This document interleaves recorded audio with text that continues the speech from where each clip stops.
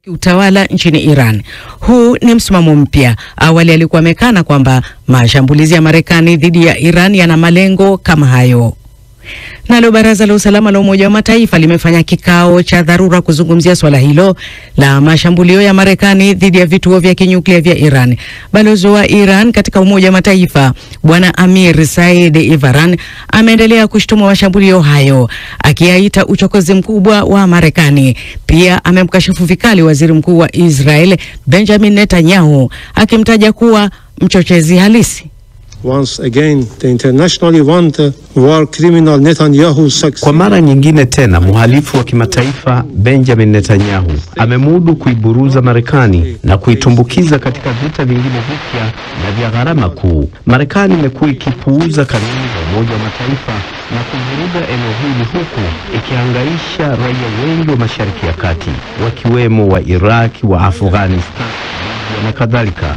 Miaka mingi Israel, ambayo yenyewe imejaza silaha zikiwemo za kinyuklia, ndio imekuwa ikieneza fitna na uovu mkubwa kwa Iran kutaka silaha za kinyuklia. There has not been even one shred of evidence. Israel kwa upande wake imekariri kuwa Iran imekuwa ikiunda silaha za kinyuklia kwa lengo la kuiangamiza Israel. Wakati huo Israel imeendelea kushambulia huko Iran na pia Gaza, huku vifo vikiendelea kuripotiwa karibu kila siku. Omar Mkambara anayo maelezo zaidi. Wizara ya Afya inayosimamiwa na Hamas imesema zaidi ya watu 50 wameuawa, ikiwa ni idadi ya siku 3 tu zilizopita kutokana na mfululizo wa mashambulizi ya Israel. Wengi waliofariki walishambuliwa na vikosi vya Israel walipokuwa wanakwenda kupokea misaada ya kibinadamu. Asilimia kubwa ya wakazi wa Gaza wamekuwa wakitegemea misaada ya kibinadamu tangu vita kuanza. Zuio la Israel misaada katika eneo la Gaza limesababisha wengi kuugua utapiamlo, haswa watoto, na matukio ya vifo kama hivyo yameongeza hofu na ugumu zaidi wa kimaisha. Na viongozi wa Afrika waliokutana huko nchini Nigeria wameelezea wasiwasi wao kuhusu kuongezeka kwa vitendo vya uvunjifu wa kiusalama katika ukanda huo. Wameorodhesha vichochezi kuwa usambazaji wa silaha na kushamiri kwa hali ya mapinduzi ya kijeshi. Rais wa Nigeria Bwana Bola Tinubu amehimiza kuwe na mkakati mpya wa kukabiliana na changamoto hizo, ikiwemo kubadilishana taarifa za kiintelijensia. Hii ni BBC.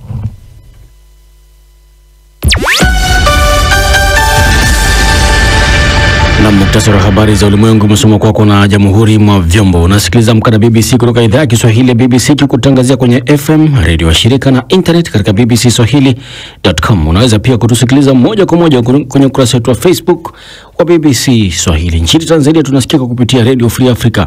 Kenya ni Pamoja FM, ikiwa Uganda ni Radio Paidha, na iwapo upo DRC unatupata moja kwa moja kupitia Radio Muungano ya pale Beni. Asubuhi leo upo nami David Inkia.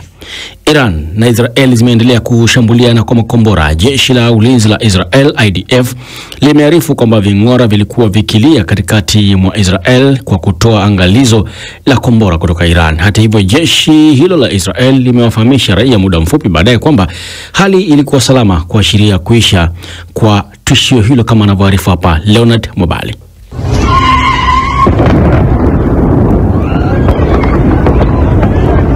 Mapema siku ya Jumapili, Tel Aviv ilipigwa na makombora ya masafa marefu ya Iran. Majengo ya makazi yaliharibiwa. Takriban makombora 27 ya Iran yalirushwa katika awamu mbili tofauti, iliyapiga maeneo ya kaskazini na kati ya Israel, yakiwemo Haifa, Nes Ziona na Rishon Lezion. Israel ilituma ndege 20 za kivita kufanya kile ilichokiita mashambulizi ya kiintelijensia kote Tehran, Kalmanshah na Hamedan. Kwa mujibu wa maafisa wa Israel ni kwamba malengo ya mashambulizi hayo ya Israel ni kulenga eneo la kurushia makombora, mifumo ya rada na satellite. Waziri wa ulinzi wa Marekani amesisitiza kwa mashambulizi ya mabomu katika maeneo makuu ya nyuklia ya Iran hayakukusudia kuiangusha serikali ya Iran. Pete Hegseth aliwaambia waandishi wa habari kwamba hiyo ilikuwa operesheni sahihi ya kijeshi ambayo haikuwalenga wanajeshi wa Iran au raia, na kuongeza kuwa shambulizi hilo lilikuwa na mafanikio makubwa. Waziri wa mambo ya nje wa Iran amemshutumu Donald Trump kwa kuwasaliti watu wa Marekani pamoja na Iran kwa kuamuru mashambulizi hayo ya mabomu. Abbas Araghchi amesema Marekani imevuka mstari mkubwa mwekundu na ameongeza kuwa anatarajia kusafiri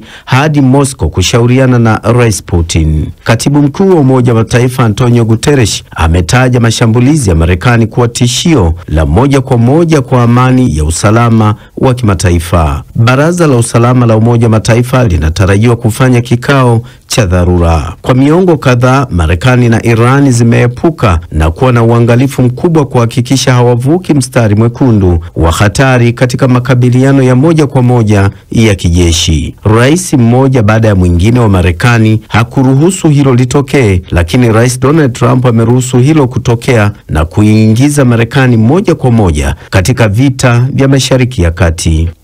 Ni taarifa yake Leonard Mubali. Kwingine kwa watu 22 wamekufa na wengine 63 kujeruhiwa katika shambulio la bomu la kujitoa mhanga lililotokea kwenye kanisa moja katika mji mkuu wa Syria, Damascus. Kwa mujibu wa Wizara ya Mambo ya Nje ya nchi hiyo, mtu mmoja alishambulia kwa silaha kanisa la Orthodox la Kigiriki la Nabii Elias lililopo katika kitongoji cha Doila wakati wa ibada ya Jumapili jioni na kujilipua. Zaidi na Halima Nyanza. Ni mmoja wa mashuhuda wa tukio hilo akielezea hali ilivyokuwa. Tulikuwa tu tumemaliza kusali na tukaanza kutoka nje, ndipo wakati mtu mmoja aliyekuwa amejiziba uso alipoingia huku akiwa amebeba silaha. Alishambulia watu na kuua wengi. Watu walimfuata na kumzingira, halafu akajilipua mwenyewe kwenye mlango wa kanisa na kanisa likaporomoka. Picha na video zilizochukuliwa ndani ya kanisa hilo zinaonyesha madhabahu ikiwa imeharibiwa vibaya, viti vikiwa vimemwagikiwa vipande vya vioo na damu ikiwa imetapakaa katika kuta za kanisa hilo. Inasemekana kuwa mshambuliaji huyo ana mafungamano na kundi lenye itikadi kali za kidini la IS, lakini hata hivyo hakuna madai yoyote ya haraka yaliyotolewa kutoka kwenye kundi hilo kuhusika na mashambulizi hayo. Ni shambulio la kwanza la aina hiyo katika mji mkuu wa Syria, Damascus, tangu wapiganaji waasi walipouondoa madarakani utawala wa Bashar al-Assad mwezi Disemba na kumaliza vita vya wenyewe kwa wenyewe vilivyodumu kwa miaka 13. Shambulio hilo la mauaji ni pigo pia kwa rais wa Syria Ahmed al-Sharaa ambaye hivi karibuni aliahidi kuwalinda walio wachache baada ya mapigano makali yaliyotokea nchini humo. Naye mjumbe maalum wa Umoja wa Mataifa nchini Syria Geir Pedersen amelani shambulio hilo na kuwataka wa Syria kuungana kukataa ugaidi, itikadi kali, uchochezi pamoja na kuilenga jamii yoyote ile. Ni Halima Nyanza. Idadi ya watoto wanaoripoti unyanyasaji wa kijinsia baada ya kukimbilia Burundi kukwepa ghasia katika Jamhuri ya Kidemokrasia ya Kongo imeongezeka zaidi ya mara 3 kwa mwaka huu, huku kupunguzwa kwa misaada kukisababisha changamoto zaidi. Kwa mujibu wa shirika la hudumia watoto la Save the Children, kesi zaidi ya 478 za ukatili wa kijinsia zilirekodiwa nchini Burundi, zikiwemo 172 za watoto, nyingi zikiwa ni za ubakaji ambazo ni ongezeko la 249 kutoka mwaka uliopita.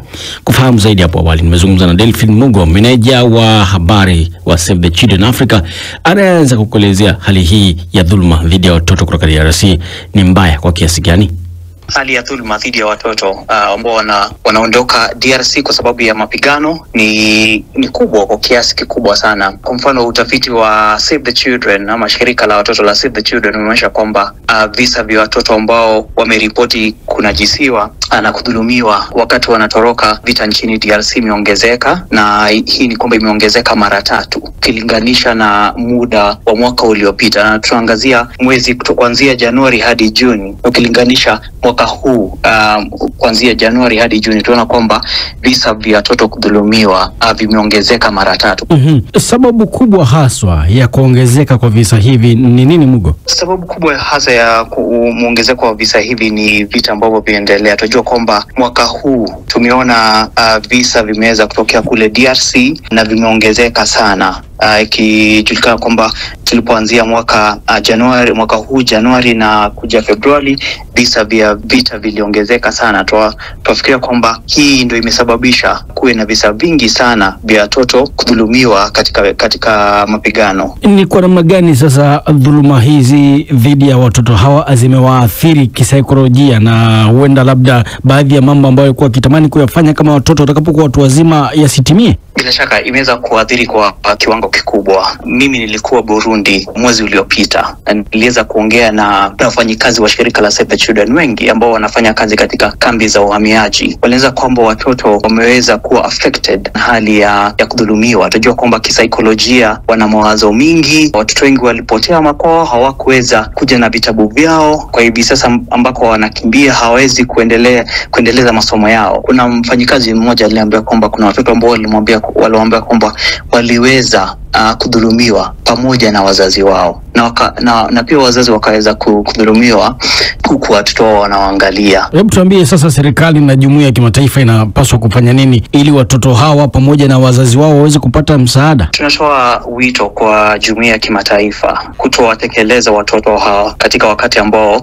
wanawahitaji zaidi. Hivi sasa tunajua kwamba msaada ambao unatolewa kwa watoto umeweza kupunguzwa. Kwanza kabisa, tunaomba jumuiya ya mataifa iweke mikakati ambayo itaweza kuleta amani nchini DR Congo, na vile msaada wa dharura ambao unapatiwa watoto na familia usiweze kupunguzwa, ilhali wafadhili waweze kuongeza fedha kwa mipango inayowasaidia watoto na hasa wakimbizi kutoka DRC ambao wanaingia nchini Burundi. Delphine Mugo, huyu meneja wa habari Save the Children Africa.